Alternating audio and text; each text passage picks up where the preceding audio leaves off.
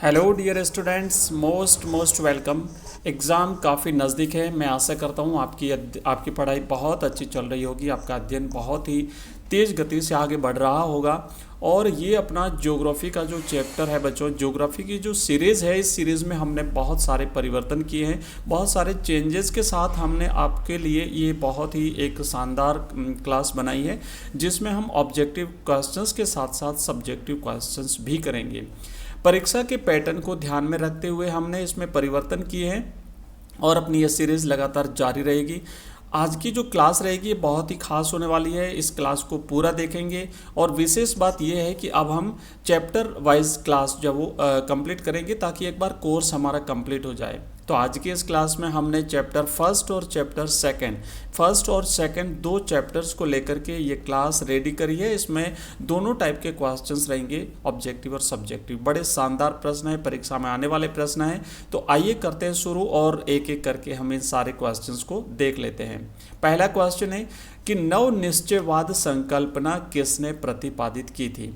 अब देखिए, अलग अलग जो संकल्पनाएं दी गई है उसमें जो नव निश्चयवाद की संकल्पना है ये ग्रिफिथ टेलर ने दी थी। और इन बाकी जो ऑप्शन है, रेडजेल, एलन सी सैम्पल, विडाल डिला ब्लॉस, इन सब की भी अपनी अपनी परिभाषा है। तो इनको आप एक ही वर्ड के साथ में याद करेंगे और हमारी आने वाली क्लासेस में हम इन सब की परिभाषाओं को भी देख लेंगे। लेकिन फिलहाल आपको याद रखना है नव निश्चयवाद ग्रिफिथ टेलर, इसके साथ इसे जोड़ दीजिए। दूसरा प्रश्न है प्रवास का अपकर्ष कारक है। अब देखिए, प्रवास के दो कारक है, एक अपकर्ष कारक और एक प्रतिकर्ष कारक। अपकर्ष कारक वो होता है जो प्रवास को आकर्षित करता है, जो प्रवास को किसी स्थान विशेष पर रहने के लिए जो है अच्छी सुविधाएं उपलब्ध कराता है। तो अपकर्ष कारक में क्या आता है, राजनीतिक हलचल, ये प्रतिकर्ष कारक में जाता है। प्राकृतिक आपदाएं, ये भी प्रतिकर्ष कारक है। महामारियां, ये भी प्रतिकर्ष कारक है। लेकिन काम के बेहतर अवसर, ये एक अपकर्ष कारक है जो आकर्षित करती है जनसंख्या को। और ये बाकी प्रतिकर्ष कारक है जो जनसंख्या को किसी एक स्थान से दूसरे स्थान पर जाने के लिए मजबूर कर देते हैं। नेक्स्ट हमारा अगला क्वेश्चन है बच्चों, तीसरा प्रश्न है कि निम्न में से जिस भूगोलवेत्ता की परिभाषा में संबंधों की गत्यात्मकता मुख्य शब्द है, वह परिभाषा किस भूगोलवेत्ता की है। अब आपको यहाँ पे शब्द देखने पड़ेंगे, कीवर्ड आपको पकड़ने पड़ेंगे, क्योंकि इतनी सारी परिभाषाएं, इतने सारे भूगोलवेत्ता हैं तो आप इन्हें याद नहीं रख पाएंगे। तो संबंधों की गत्यात्मकता आप सैंपल से याद रखेंगे। सैंपल, संबंधों की गत्यात्मकता याद कर लीजिए, अच्छी तरह से दिमाग में बिठा लीजिए। सैंपल यानी संबंधों की गत्यात्मकता। नेक्स्ट है चौथा प्रश्न, स्वर्ण से नहीं वरन केवल स्त्रियों और पुरुषों से एक राष्ट्र मजबूत और महान बनता है, यह कथन किसका है। कहने का मतलब जनसंख्या ही किसी राष्ट्र का प्रमुख जो है वो संपत्ति है, किसी राष्ट्र की प्रमुख संपत्ति उसका धन है। तो ये कथन कौन से भूगोलवेत्ता ने दिया है बच्चों। करेक्ट आंसर रहेगा इसका ऑप्शन एक, राल्फ वाल्डो इमर्सन ने यह परिभाषा दी है। पांचवा प्रश्न है कि निम्न में से आर्थिक भूगोल का उपक्षेत्र नहीं है। अब देखिए, भूगोल के अलग अलग उपक्षेत्र हैं, आर्थिक भूगोल, सामाजिक भूगोल। तो इसमें ये प्रश्न पूछा है कि आर्थिक भूगोल का उपक्षेत्र कौन सा नहीं है। जैसे उद्योग भूगोल है, विपणन भूगोल है, व्यवहारवादी भूगोल है और संसाधन भूगोल है। तो बच्चों, जो व्यवहारवादी भूगोल है ये आर्थिक भूगोल का उपक्षेत्र नहीं है, बल्कि उद्योग, विपणन और संसाधन ये आर्थिक क्षेत्र में जाते हैं। तो ये आर्थिक भूगोल के उपक्षेत्र हुए। व्यवहारवादी भूगोल जो है ये आर्थिक क्षेत्र में नहीं जाएगा। छठा प्रश्न है जनसंख्या वितरण को प्रभावित करने वाला भौगोलिक कारक कौन सा नहीं है। जनसंख्या वितरण का मतलब ये होता है कि किसी स्थान पर जनसंख्या बहुत सघन निवास करती है, किसी स्थान पर जनसंख्या विरल निवास करती है। तो इस वितरण का कारण क्या है।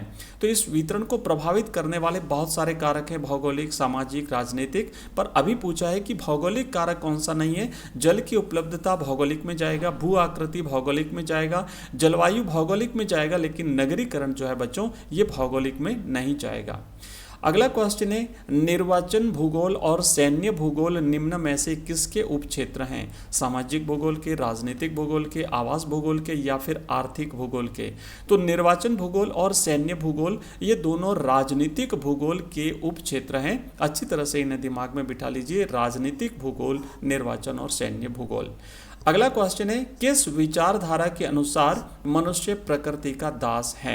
अब देखिए यहाँ पे अलग अलग परिभाषाएं जो विभिन्न भूगोलवेत्ताओं ने दी है, उसमें एक विचारधारा ये कहती है कि मनुष्य जो है वो प्रकृति का दास है, मनुष्य प्रकृति के नियंत्रण में, प्रकृति जैसा चाहती है वैसा मनुष्य से करवाती है।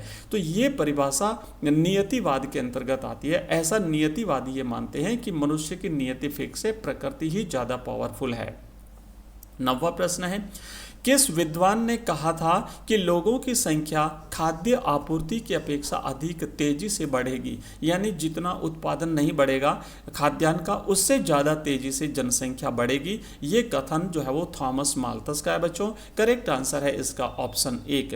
अलग अलग विद्वानों ने इसके बारे में भी अलग अलग परिभाषाएं दी है, लेकिन ये प्रश्न इंपॉर्टेंट है, आप अच्छी तरह से याद रखेंगे, आपकी परीक्षा में निश्चित रूप से पूछा जाएगा। 10वां प्रश्न है, जर्मन भूगोलवेत्ता राज्य अथवा देश का वर्णन के रूप में करते हैं। तो जर्मनी के जो भूगोलवेत्ता है वो राज्य या देश को क्या मानते हैं, तो वो राज्य या देश को एक जीवित जीव के रूप में मानते हैं बच्चों, एक जीवित प्राणी के रूप में मानते हैं कि जिस तरीके से इंसान है उसी तरीके से एक राज्य भी होता है, एक देश भी होता है, और ये जो विभिन्न किसी देश की भौगोलिक जो चीज़ें हैं वो सभी उस शरीर का अंग है, तो इसे एक जीवित जीव के रूप में इन्होंने माना है। नेक्स्ट प्रश्न है 11वां, जनांकीय संक्रमण की प्रथम अवस्था से संबंधित है। अब देखिए जनांकीय संक्रमण की 3 अलग अलग अवस्था हैं। जो प्रथम अवस्था होती है उसमें उच्च जन्म दर होती है और साथ ही साथ उच्च मृत्यु दर भी होती है, क्योंकि अभी यहाँ पे किसी प्रकार का विकास नहीं हुआ होता है, तो इसीलिए उच्च जन्म दर और साथ ही साथ चिकित्सा सुविधाओं की कमी, शिक्षा की कमी, तो मृत्यु दर भी उच्च होती है। नेक्स्ट अगला क्वेश्चन है कि आमूलवादी, जिसे हम रेडिकल विचारधारा भी कहते हैं, ने निर्धनता के कारण बंधन और सामाजिक असमानता की व्याख्या का हेतु उपयोग किया है, तो उन्होंने मार्क्स के सिद्धांत का उपयोग किया है।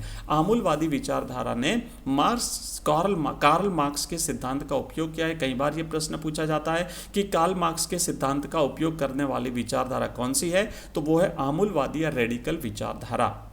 नेक्स्ट प्रश्न है बच्चों, जनसंख्या वितरण को प्रभावित करने वाला आर्थिक कारक नहीं है। तो खनिज है, भू आकृति है, नगरीकरण और औद्योगिक है। आर्थिक कारक में जाएगा भू आकृति, ये भौगोलिक कारक में है, आर्थिक कारक नहीं है। बाकी इनके भौगोलिक, बाकी जो है वो आर्थिक कारक हैं। नेक्स्ट प्रश्न है कि जनसंख्या का प्राकृतिकरण क्या है। अब देखिए जनसंख्या का प्राकृतिकरण और प्रकृति का मानव नहीं, प्रश्न यह है मानव का प्राकृतिकरण क्या है। प्रश्न मानव का प्राकृतिकरण एक होता है प्रकृति का मानवीकरण। अभी प्रश्न है कि मानव का प्राकृतिकरण क्या है। बच्चों परिवार द्वारा प्रकृति के आदेशों के अनुसार अपने आप को ढालना मानव का प्राकृतिकरण कहलाता है। यानी कि प्रकृति जैसा परिवर्तन लाती है उसके अनुसार इंसान ढल जाता है, तो वो मानव का प्राकृतिकरण कहलाएगा। नेक्स्ट प्रश्न है कि जन्म, रिक्त स्थान और रिक्त स्थान जनसंख्या के 3 घटक हैं। तो जनसंख्या के 3 घटक है बच्चों, जन्म, मृत्यु और प्रवास। ये 3 जनसंख्या के घटक है। जन्म, मृत्यु और प्रवास जनसंख्या के 3 घटक हैं। 16वां प्रश्न है किसी देश का वास्तविक धन क्या होता है। बच्चों जनशक्ति यानी उस देश की जनसंख्या या उस देश में निवास करने वाले लोग उस देश का वास्तविक धन होते हैं, उस देश की वास्तविक पूंजी होते हैं, उस देश का वास्तविक जो है वो मूल्य होता है। जनसंख्या घनत्व से क्या आशय है, तो आप सीधा सीधा लिखेंगे कि भूमि की प्रत्येक इकाई में उस पर निवास कर रहे लोगों की संख्या और भूमि के आकार के अनुपात को जनसंख्या घनत्व कहते हैं। इसे हम दूसरे शब्दों में यूँ कह सकते हैं कि किसी भू क्षेत्र पर निवास करने वाले लोगों की या 1 वर्ग किलोमीटर क्षेत्र में निवास करने वाले लोगों की संख्या का अनुपात जो है वो जन घनत्व कहलाता है। नेक्स्ट है एशिया में बहुत अधिक स्थानों पर कम लोग और कम स्थानों पर बहुत अधिक लोग रहते हैं। यह कथन किस भूगोलवेत्ता का है। बच्चों ये कथन जॉर्ज बी क्रेसी का है। ये इंपॉर्टेंट प्रश्न है, याद रखेंगे कि एशिया में ऐसे कई सारे स्थान हैं जहाँ पर बहुत सघन जनसंख्या निवास करती है और कहीं ऐसे स्थान हैं जो बहुत कम लोग वहाँ पर निवास करते हैं। ये कथन जॉर्ज बी क्रेसी का है। तो हमारी आज की इस क्लास में बस इतना ही। PDF इसकी आपको हमारे व्हाट्सएप ग्रुप, टेलीग्राम चैनल और हमारे ऐप में मिलेगी, तो आप ज्वाइन कर लीजिए। मिलते हैं नेक्स्ट क्लास में, तब तक के लिए जय हिंद, जय भारत।